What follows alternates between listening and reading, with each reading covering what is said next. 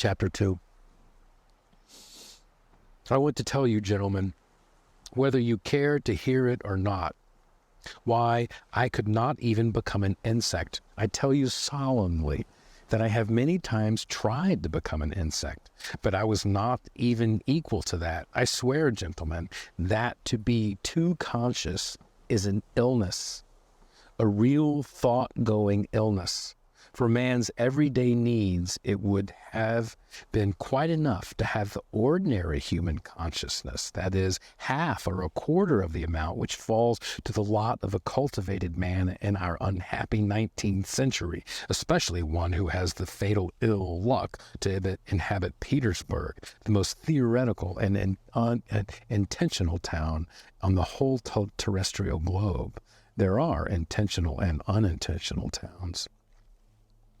It would have been quite enough, for instance, to have the consciousness by which all so-called direct persons of men of action live. I bet you think I'm writing all this from a fiction, to be witty at the expense of men of action, and what is more, that from ill-bred affection I am clankering a sword like my officer. But gentlemen, whoever can pride himself on his diseases and even swagger over them, though, after all, everyone does not do that. People do not pride themselves on their diseases, and I do, maybe more than anyone.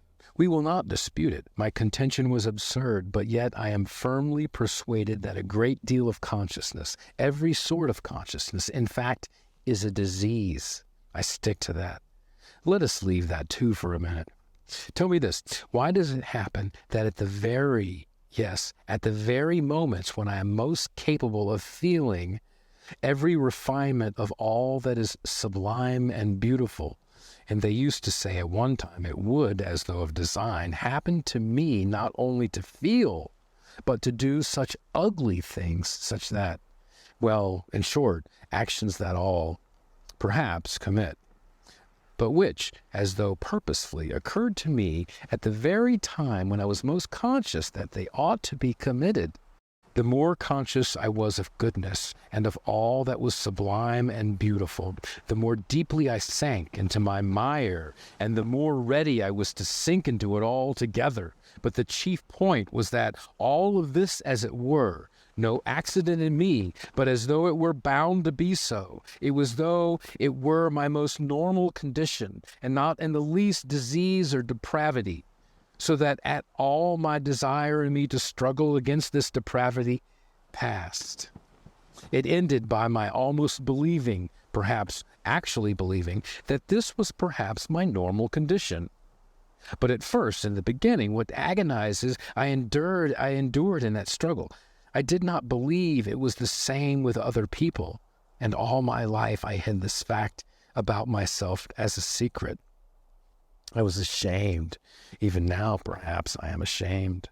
I got to the point of feeling a sort of secret, abnormal, despicable enjoyment in returning home to my corner on some disgusting Petersburg night, acutely conscious that day I had committed a loathsome action again, that was done and could never be undone, and secretly, inwardly gnawing at myself for it, tearing and consuming myself, till at last the bitterness turned into a sort of shameful, accused sweetness, and at last into positive, real enjoyment. Yes, enjoyment, into enjoyment. I insist upon that. I have spoken of this because I keep wanting to know for a fact whether other people feel such enjoyment. I will explain. The enjoyment was just from the too intense consciousness of one's own degradation. It was from feeling oneself that one had reached the last barrier, that it was horrible, that it could not be otherwise, and there was no escape for you, that you could never become a different man, and even in time and faith, were still you left to change into something different, you would most likely not wish to change. Or if you did wish to, even when you would do nothing, because perhaps in reality there was nothing for you to change into. And the worst of it was, and the root of it all, that it was all in accord with the most normal fundamental laws of over-acute consciousness, and with the inertia that was the direct result of those laws, and that consequently was not only unable to change, but could do absolutely nothing. Thus it would follow, as the result of acute consciousness, that one is not to blame in being a scoundrel, as though there were any consolation to be a scoundrel once he had come to realize that he actually is a scoundrel. But enough. I have talked a lot of nonsense. But what have I explained? How is enjoyment in this to be explained? But I will explain it. I will get to the bottom of it. That is why I've taken up my pen. I, for instance, have a great deal of amour propre, but upon my word, I sometimes have had moments when I had happened to be slapped in the face. I should, perhaps, have been positively glad of it. I say in earnest that I should probably have been able to discover, even in that particular sort of enjoyment, the enjoyment, of course, of despair, but in despair, the most intense enjoyments, especially when one is very acutely conscious of the hopelessness in one's position. One is slapped in the face when the consciousness of being rubbed into a pulp would positively overwhelm one. The worst of it is, looking at it which way one will, it still turns out that I was always the most to blame in everything. And what is most humiliating of all, to blame for no fault but of my own, so to say, through the laws of nature. But in the first place, to blame because I am cleverer than any of the people surrounding me. I have always considered myself more cleverer than any of the people surrounding me, and sometimes, would you believe it, have been positively ashamed for it.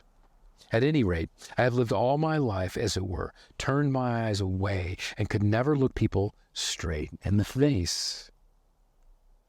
To blame, finally, because even if I had magnanimity, I should have only had more suffering from the sense of this uselessness.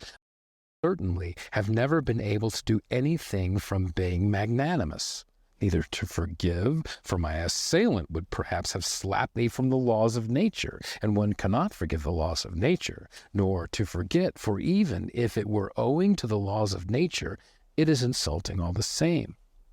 Finally, even if I had wanted to be anything but magnanimous, but desired on the contrary to revenge myself on my assailant, I could not have revenged myself on anyone for anything, because I certainly made up my mind to do anything, even if I had been able to.